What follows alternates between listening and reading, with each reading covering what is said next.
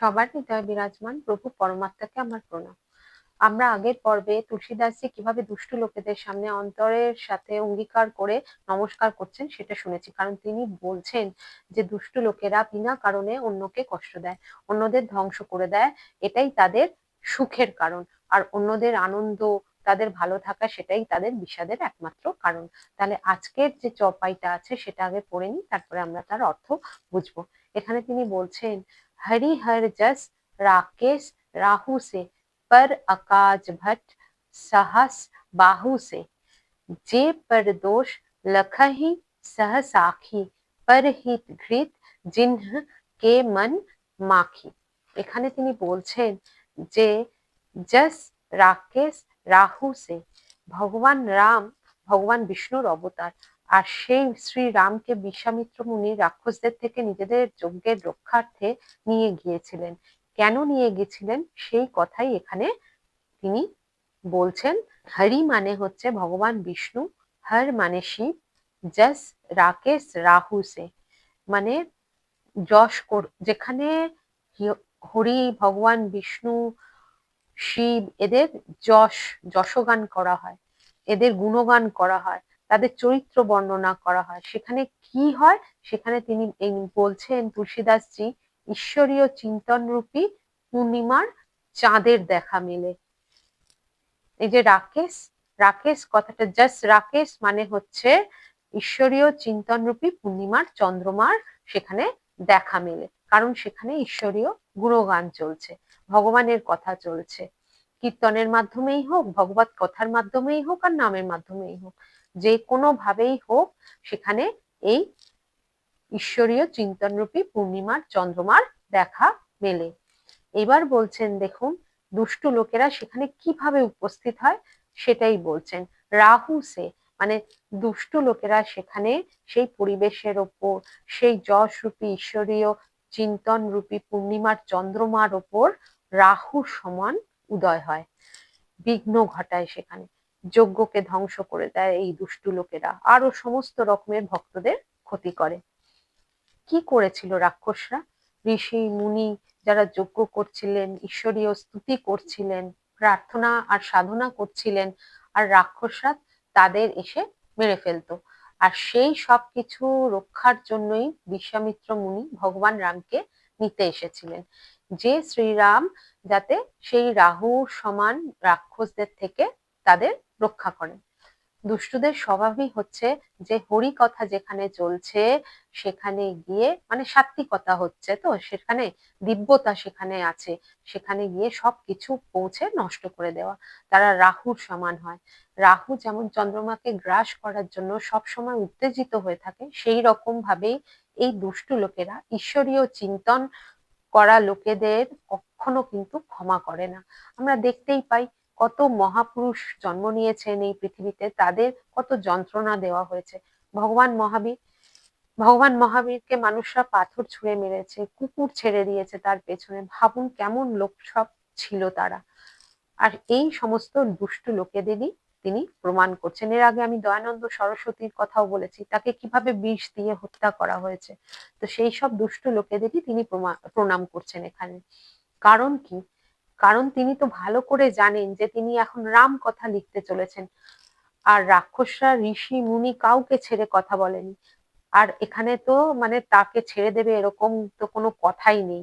যে রাম কথা তিনি লিখছেন জনগণের জন্য সাধারণ ভাষায়, সেখানে এই দুষ্টু লোকরা যাতে সহযোগী না করুক, অন্তত চুপচাপ থাকে, নির্বিঘ্নে করতে দেয় সেই রাম কথার কাজটা, সেই জন্যেই কিন্তু তিনি তাদের স্বভাব জেনেই তাদের প্রণাম করছেন। একটা কথা কিন্তু মনে রাখতে হবে, বিঘ্ন কিন্তু তাও এসেছিল, কিন্তু তিনি পার পেয়ে গেছিলেন, কারণ শ্রীরামের কৃপা ছিল। কেউ যেন না ভাবে যে তুলসীদাসজি খুব সহজেই নির্বিঘ্নে রামচরিতমানস লিখতে পেরেছেন।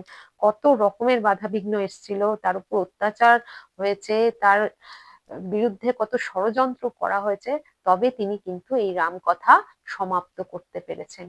সুতরাং এটাই দেখা যাচ্ছে, কোনো কিছু নতুন আর মৌলিক যখনই কেউ করতে চায় সারা সংসার কিন্তু তার বিরুদ্ধে চলে যায়। এবার পরের পংক্তি, पर आकाश भट्ट सहस बाहु से, এখানে বলছেন যে এই লোকেরা মানে পরের নিন্দা করায়, তাদের ক্ষতি করায়, এই দুষ্টু লোকেরা কেমন হয়, সহস্রবাহুর সমান বীর হয়। সহস্রবাহু কে ছিল? একজন যোদ্ধা ছিল, আবার রাক্ষস ছিল, যার 1000 হাত ছিল।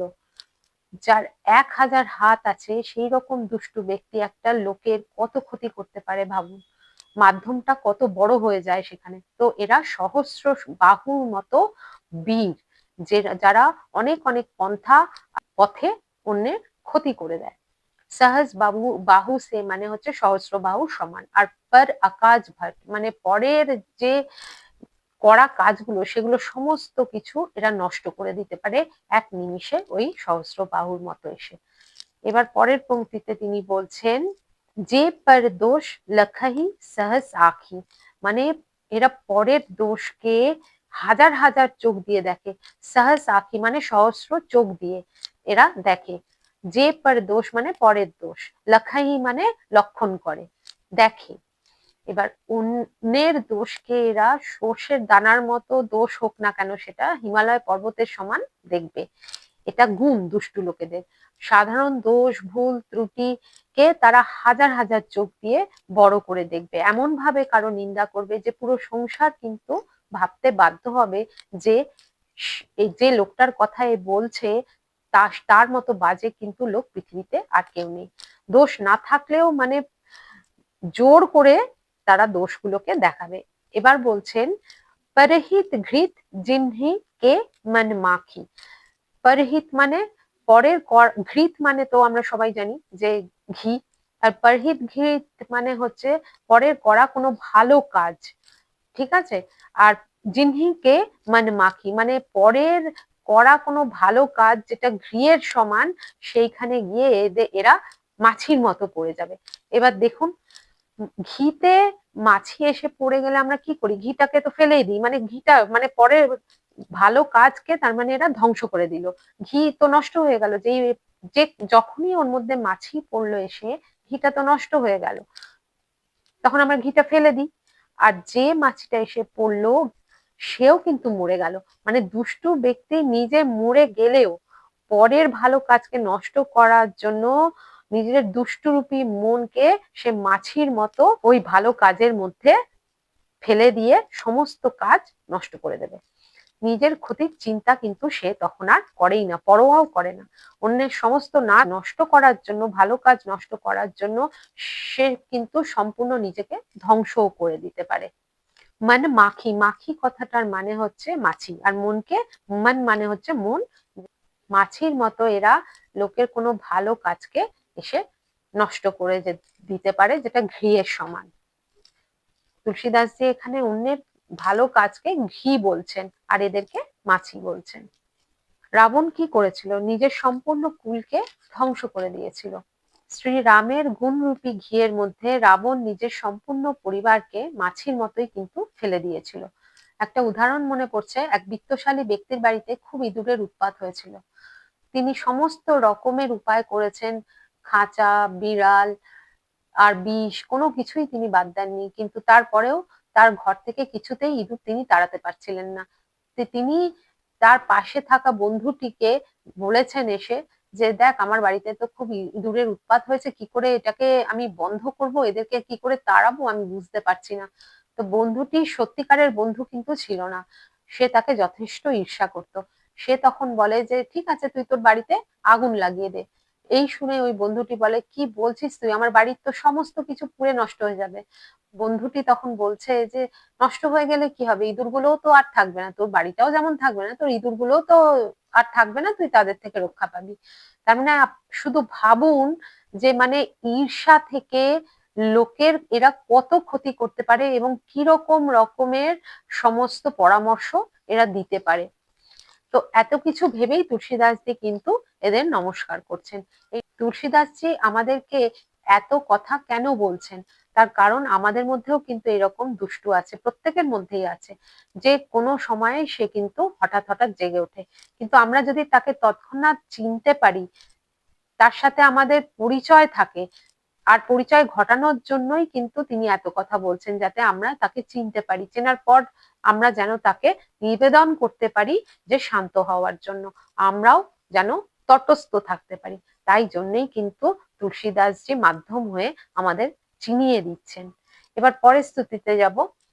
এখানে তিনি পরের স্তুতিতে বলছেন, তেজ কৃষাণু रोष महिषेषा अघ अवगुण धन धनी धनेशा उदय केत समान हित सब ही के कुंभकर्ण सम सोबत नीके। তেজ কৃষাণু রোষ মহিষেষা বলছেন, দুষ্ট লোকেদের ক্রোধ কেমন হয়? রোষ মহিষেষা, রোষ মানে ক্রোধ, আর মহিষেষা মানে যমরাজ। মানে দুষ্ট লোকেদের ক্রোধ যমরাজের মতো। যমরাজ কি করে? প্রাণ নিয়ে তবেই যায়। তো এদের ক্রোধও যমরাজের মতোই, প্রাণ নিয়ে তবেই এরা ক্ষান্ত হয়। তেজ কৃষাণু, কৃষাণু মানে আমরা সবাই জানি অগ্নি, তার মানে আগুনের তেজের মতো এদের ক্রোধ। উদাহরণ হলো দুর্যোধন, রাক্ষসদের কথা আগেই বললাম। আর কংস নিজেরই বোনকে কত কষ্ট দিয়েছে, নবজাত শিশুদের একের পর এক হত্যা করেছে। এটাই হলো রোষ মহিষেষা। দয়া, মমতা, করুণা সমস্ত কিছুই অদৃশ্য, হারিয়ে গেছে। নিজের হাতে নবজাত শিশুকে ভূমিতে আছাড় মেরে মেরে মেরে ফেলেছে। রোষ সাক্ষাৎ তার মানে কি? অগ্নির মতো, সব কিছুই জ্বালিয়ে দেবে, ধ্বংস করে দেবে। এবার বলছেন, অঘ অবগুণ ধন ধনী ধনেশা। ধনেশা মানে হচ্ছে কুবের, ধনী কুবেরের কথা বলা হচ্ছে এখানে। ধনী কুবেরের কাছে যেমন অগাধ বেহিসাব ধনসম্পত্তি থাকে, এই দুষ্টু লোকেদের কাছেও কিন্তু সেই রকমই ধনসম্পত্তি থাকে। কি রকম ধন? অঘ অবগুণ। অঘ মানে হচ্ছে পাপ, আর অবগুণ মানে হচ্ছে সবাই জানি। তাহলে পাপ আর অবগুণের ধন এদের কাছে থাকে। কার মতো থাকে? ধনী কুবেরের মতো, মানে বেহিসাব থাকে। কংস, আর ইতিহাসে এইরকম আরো কত উদাহরণ ভরে ভরে পড়ে আছে, যারা বিনা কারণে হাজার হাজার মানুষকে মেরে ফেলেছে, আর তাদের হৃদয়ে একটা কিন্তু রেখাপাতও হয় না। একদিকে সাধু সন্তরা একটা প্রাণী, একটা পিঁপড়েকেও মানে মারতে চান না, সেদিকে তারা সব সময় সজাগ থাকেন, খেয়াল রাখেন। আর একদিকে দুষ্ট লোকেরা হাজার হাজার প্রাণ মেরে ফেলে জীবনে আনন্দ পান, উৎসব করে। এরা সারা সংসারকে দুঃখের অগ্নিতে ঠেলে দিয়ে এরা অত্যন্ত আনন্দিত হয়। আগের স্তুতিতেই তুলসীদাসজি সেই কারণেই তো বলেছেন, উজ্রে হর্ষ বিষাদ বসেরে। এবার বলছেন, উদয় কেত সমহিত সবহিকে। মানে যদি লোকেদের ভালো হয়, লোকেরা সুখী হয়, সবকিছু ভালো হচ্ছে, তো তারা ধূমকেতুর সমান। কেত মানে এখানে ধূমকেতুর কথা বলা হচ্ছে। ধূমকেতুর সমান উদয় হয়ে সেখানের মধ্যে গিয়ে পড়বে। ধূমকেতু কি করে? সমস্ত কিছু নষ্ট করে দেয়। তার আশপাশে যা কিছু সে পায় সমস্ত কিছু সে কিন্তু নষ্ট করে দেয়। ধূমকেতুর সমান এরা অশুভতে ভরা, আর লোকেদের যা কিছু শুভ ভালো সেগুলোর ওপর এরা ধূমকেতুর মতো উদয় হয়। সারা সংসার সুখী হলে, সবকিছু ভালো হলে এরা কিন্তু একদম সেটা মেনে নিতে পারে না। তক্ষুনি এরা ধূমকেতুর মতো উদয় হয়ে সবকিছু নরকে মানে পরিবর্তন করে দেবে, ধ্বংস করে দেবে, এমন অবস্থা এরা তখন প্রকট করে। তো এইরকম লোকদের তুলসীদাসজি সত্যিকারের মন থেকে নমস্কার করছেন। এবার পরের লাইনে তিনি বলছেন, কুম্ভকরণ সম সোবত নিকে। কুম্ভকরণ মানে কুম্ভকর্ণের সমান, আর সোবত নিকে মানে সংসারের যা কিছু ভালো সেটার জন্য কুম্ভকর্ণ যদি জাগে, সে তো রাক্ষস, তাহলে তো সব ধ্বংস করে দেবে। তাহলে সংসারের ভালোর জন্য এরা কুম্ভকর্ণের মতো ঘুমিয়েই যেন থাকে, সেটাই তুলসীদাস বলছেন। এদের ঘুমিয়ে থাকাই উচিত। সক্রিয় থাকলে তো কি করবে? এরা সব নষ্ট করবে। এটাই তো তারা সব সময় ভাববে, তাদের মস্তিষ্কে সবসময় এটাই চলবে যে কিভাবে আমি অন্যের ক্ষতি করবো ভাবো, কারণ তাদের চেতনা সব সময় সেই দিকেই কিন্তু ছুটবে, আর কিছুই কিন্তু তারা করতে পারবে না। একটা শস্ত্র যদি ক্ষত্রিয়র কাছে থাকে, তো তারা কি করে? লোকেদের ভালোর জন্য সেটা ব্যবহার করে, নির্বলের রক্ষার জন্য সেটা ব্যবহার করে, সংসারকে ভালো রাখার জন্য ব্যবহার করে। সেনার কাছে অস্ত্র আছে দেখুন, সেনা মানে সজ্জন আর পরোপকারী, পরোপকারী যারা ব্যক্তিরা। তো সেনা সেই শস্ত্র নিয়ে রক্ষার কাজ করবে, আমাদের রক্ষা করবে। কোনো সেনা নিজের দেশে ঢুকে পড়ে তো নিজের নাগরিকদের তো মারে না, কিন্তু দুষ্ট ব্যক্তির কাছে দেখুন শস্ত্র যদি থাকে তাহলে কিন্তু নির্দোষ লোকেদের মানে মেরে তাদেরকে ধ্বংস করে তবেই তার শান্তি হয়। সে কিন্তু অন্যকে রক্ষার্থে সেটা কিছুতেই ব্যবহার করবে না। আগেই সেই জন্য তুলসীদাসজি বলেছেন না, যে বিনু কাজ দাহিনে উবায়। একটা উদাহরণ দিই, কিছু লোক ধরুন রেস্তোরাঁয় বসে আছে কি বাজারে আছে বা কোনো হোটেলে আছে, এবার দুষ্টু লোকের হাতে অস্ত্র গেলে কি হয়, সঙ্গে সঙ্গে তারা অকারণে সেখানে ঢুকে তাদেরকে মেরে তাদেরকে কষ্ট দুঃখ দিয়ে সুখ পাবে। সংস্কৃতে কিন্তু একটা কথা আছে, পর পীড়ন রতি। পর মানে হচ্ছে অন্য লোক, পীড়ন মানে পীড়া দেওয়া, আর রতি মানে সুখ। তাহলে বোঝাই যাচ্ছে যে এরা দুষ্টু লোকেরা কেমন, অন্যদের কষ্ট দিয়ে এদের সুখ হয়। অসংখ্য লোক আছে কিন্তু এইরকম পৃথিবীতে, যদি না হতো তো এই পৃথিবী এই সংসার কত সুন্দর হতো। এত মহাপুরুষ এই পৃথিবীতে এসেছেন, তুলসীদাসজি, রামকৃষ্ণদেব, কবির, নানক দেব, বুদ্ধদেব, মহাবীর, মীরাবাই সবাই কিন্তু বলে গেছেন অহিংসা পরমো ধর্ম, সবাইকেই প্রেম করো, সবাই বলেছে। তাহলে নির্দোষ ব্যক্তিকে কোনো দুষ্ট লোক কেন মারছে? কারণ ভেতরের যে তামসিক বৃত্তি আছে সেখান থেকে এটা আসছে, তামাস যেটা আমরা বলি। সাত্বিকতায় কিন্তু মানে এইগুলো দেখা যায় না। কারো এতটুকু কষ্ট হলে সাত্বিকতায় যে মানুষটি বাস করছেন তার কিন্তু খুব কষ্ট হয়, আর অন্যদিকে কেউ প্রসন্ন থাকুক সেটা দেখে মরমে মরে যায় দুঃখে এই বদমাইশ লোকগুলো, দুষ্টু লোকগুলো। কারণ তারা মনে মনে সবসময় সবার সর্বনাশের চিন্তা করে। এটাই তো তামাস, এটাই তো তামসিকতা। যে তামসিকতায় বেঁচে আছে সে কিন্তু এইভাবেই থাকবে, আর সাত্বিকতায় যে আছে সে হবে সাধু সন্তের মতো।